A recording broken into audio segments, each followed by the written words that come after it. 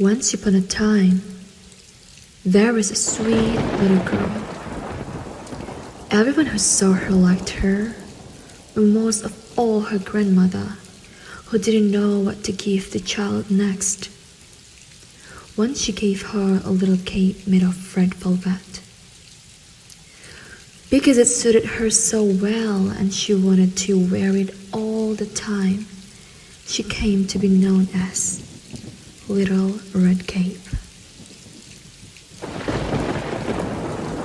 One day, her mother said to her, "Come, Little Red Cape.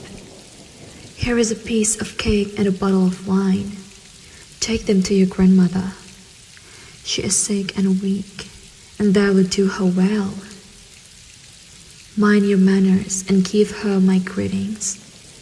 Behave yourself on the way and do not leave the path, or you might fall down and break the glass, and then there will be nothing for your grandmother. And when you enter her parlor, don't forget to say, 'Good morning,' and don't peer into all the corners first."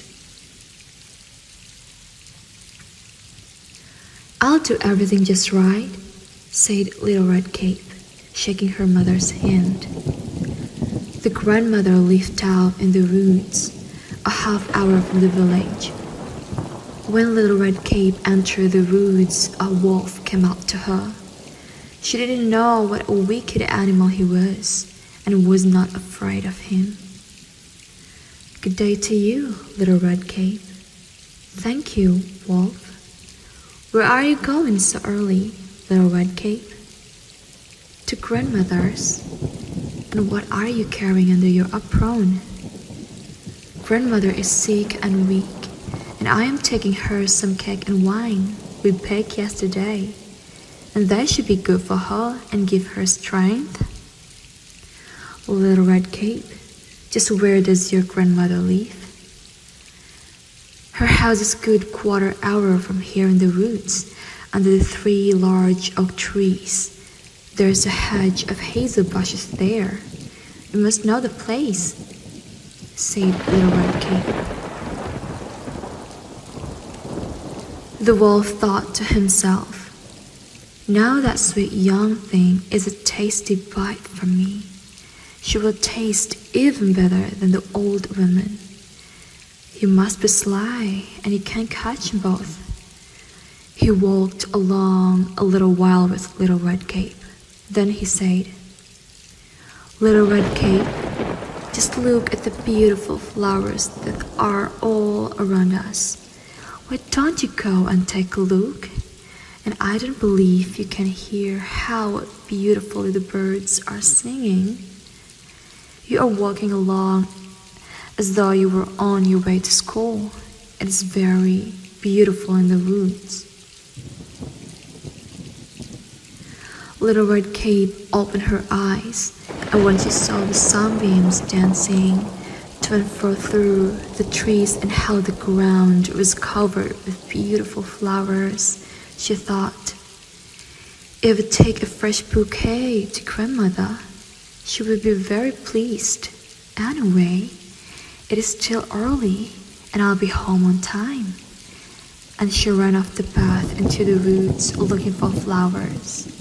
Each time she picked one, she thought that she could see an even more beautiful one a little way off, and she ran after it, going farther and farther into the woods. But the wolf ran straight to the grandmother's house and knocked on the door. "Who's there?" "Little Red Cape.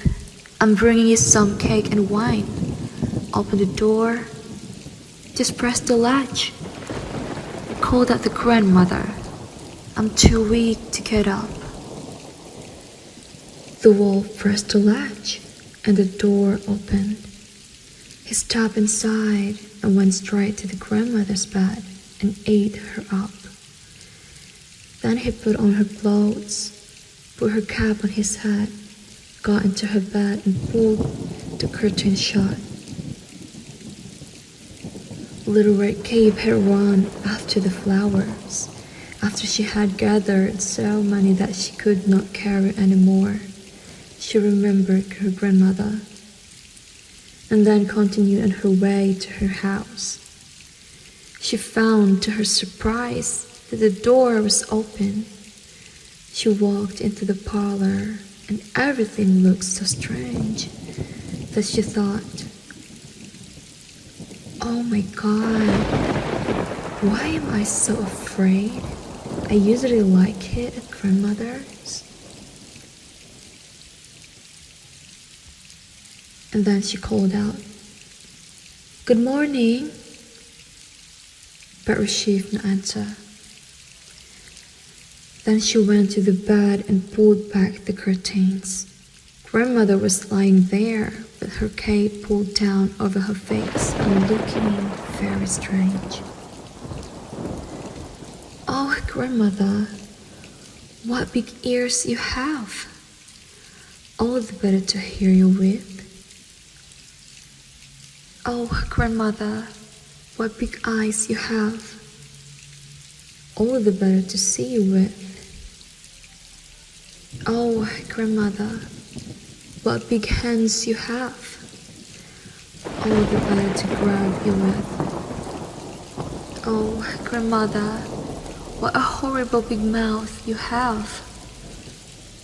All the better to eat you with." The wolf had scarcely finished speaking when he jumped from the bed with a single leap and ate up a poor little red cape. As soon as the wolf had satisfied his desires, he climbed back into bed, fell asleep, and began to snore very loudly.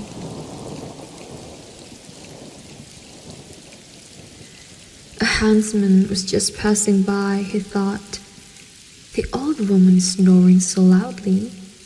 You had better see if something's wrong with her." He stepped into the parlor, and when he approached the bed, he saw the wolf lying there.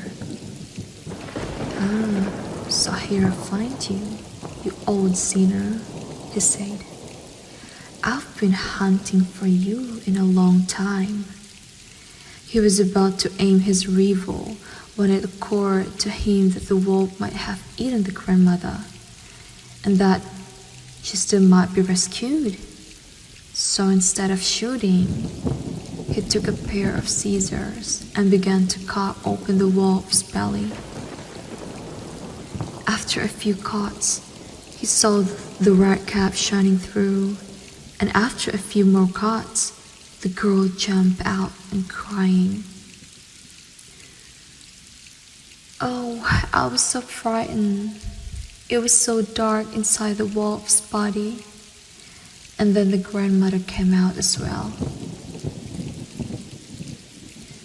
She alive but hardly able to breathe. Then Little Red Cape fetched some large stones. She filled the wolf's body with them. And when he woke up and tried to run away, the stones were so heavy that he immediately fell down dead. The three of them were happy. The huntsman skinned the wolf and went home with the pelt. The grandmother ate the cake and drank the wine that Little Red Cape had brought. And Little Red Cape thought, "As long as I live, I will never leave the path and run off into the woods by myself if Mother tells me not to."